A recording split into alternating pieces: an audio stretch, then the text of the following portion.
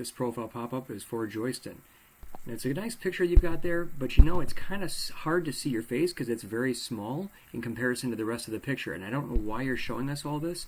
Looks like a nice fancy apartment, looks nice, but what we really want to see is we want to see your face. So we want to see you looking straight forward at us, smiling just like that, the personality that you've got coming out of that picture. We want to see more of it, but we want to see shoulders up, just you. Nothing else, plain background. Then otherwise that's great, but then here I'm seeing HR, manager, generalist, SPN, and I don't understand why you've got a plane here. So I'm seeing some things that are incongruent or inconsistent. So that's my first take, and also, as you'll see here in a minute, you're overusing the hashtags. That I don't know that that's, I'm not sold that that's the best way to get found if that's why you're using those hashtags, but even so I would think that would be human resources would be a better one as one big hashtag, and that's going to be confusing to people. Again, it's going to be more of a turnoff and not actually drawing people in. They're going to see that and not know how to read it. So here you don't have a whole lot in your about section, so that's also critical. You've got more hashtags in here almost than you do and keywords than you do a story. What about this MBA? What did you learn in your MBA? How does it tie to HR? What about hospitality insurance?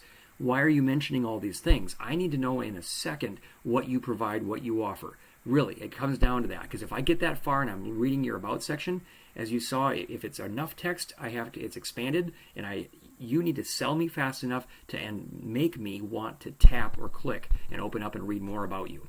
Then otherwise, in your experience section here, you've got a human resource generalist, you've got a confidential there, you don't want to disclose it. But again, you don't have a whole lot of text, and the text that you do have that really shines, you got 3,000 employees, and if I click on the show more, tap on the show more here, 533 employees, and you were added responsibility. That's key, but you see how that was buried? If we don't see that, we don't know it. And you're talking about all the responsibilities here, for example, and people can click on that icon right here for the company, and they can learn about the company, the agency, what it does, and where it is.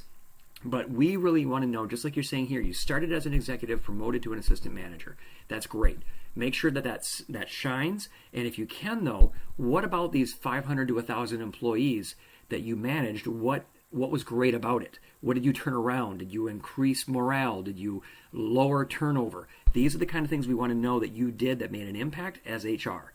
And it looks to me like overall what you're saying is, even in your MBA, it was in HR. So now that I'm looking through this, I spent way too much time, even without explaining it. You got 7 seconds here. And to me, this is all about HR, which does match back here to your HR manager in the headline. But tell me, even in the headline, 120 characters, why are you the best HR person around? And what makes you different? Let me know what else you think. One last thing I want to say, I'm glad to see that you're in Project Help You Grow. It's a great way to increase your visibility. Always be contributing. So adding value, keeping it positive, it's the best way to get more visibility and more followers, more activity, more traction on LinkedIn. Anyway, guys, last little tip that was for you there. Hope it helped. Let me know in the comments. Thanks so much.